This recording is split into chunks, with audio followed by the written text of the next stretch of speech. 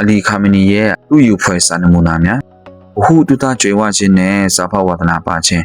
ခါမနီကဘာသာရေးစာပေများတာမကပဲကဘာကျော်ကန်ဝင်စာပေတွေကြပြတွေနဲ့ဝတ္ထုတွေကိုပါကြည်ကြည်ပြန့်ပြန့်ဖတ်ရှုသူဖြစ်ပါတယ်။သူ့ရဲ့မညံကောင်းမှုနဲ့စာပေပေါ်နည်းနည်းရှိုင်းရှိုင်းဝေဖန်ပိုင်းခြားနိုင်မှုကတော့တကယ်ကိုသူ့ယူဖွဲ့ကောင်းလာပါတယ်။သူ့ရဲ့ဟောပြောချက်တွေမှာဖူးတုတအခြေခံခိုင်မာနေခြင်းကစာဖတ်ခြင်းရဲ့ရလဒ်ကိုမြင်တွေ့ခဲ့ရပါတယ်။ရာထူးအဆင့်အတန်းမြင့်မြတ်ပြမြပါစေ။ဒီပညာရှာမြင့်ခြင်းကိုရက်တမထားတင်ကြောင်းစံမူနာပြသခဲ့ပါတယ်။ရိုးရှင်းစွာနေထိုင်တတ်ခြင်းနိုင်ငံတစ်ခုရဲ့အမြင့်ဆုံးအာဏာကိုဆေးဆွေးနွေးပေါင်းများစွာစုကင်ထားတော့လဲသူ့ရဲ့ပုဂ္ဂိုလ်ရေးနေထိုင်မှုပုံစံကတော့အလွန်ယူရှင်းခဲ့တာကိုလေ့လာတွေ့ရှိရပါတယ်။အစားအသောက်နဲ့အဝတ်အစားကိုရိုးရိုးစင်စင်သာရှိခဲ့ပြီးတော့ဂါသနာကိမဲ့စွာနေထိုင်ခြင်းကိုစံမူနာပြသခဲ့ပါတယ်။ကျမချင်းဒီအစားအသောက်စီကံရှိခြင်းမှ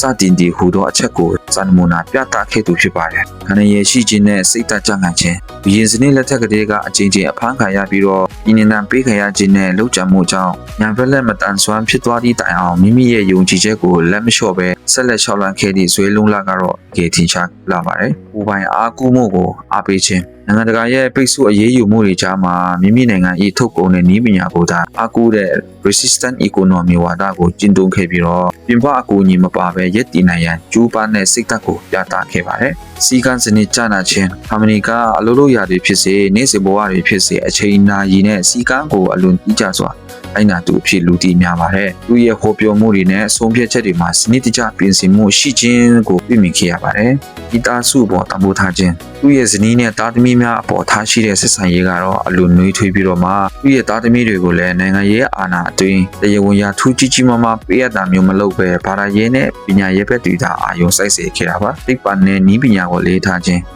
ဘာရရဲ့ကောင်းဆောင်လူဖြစ်တော်လဲနည်းပညာအစ်များကိုဆန့်ကျင်တာမရှိပဲအီရန်နိုင်ငံကိုနျူကလ িয়ার စွမ်းအင်ပြမဆဲလ်သူတေသနာနဲ့အာကာသနည်းပညာနေပေတွေတိုးတက်အောင်တွန်းအားပေးနိုင်ခဲ့ပါတယ်။ဘာသာစကားကျွမ်းကျင်မှု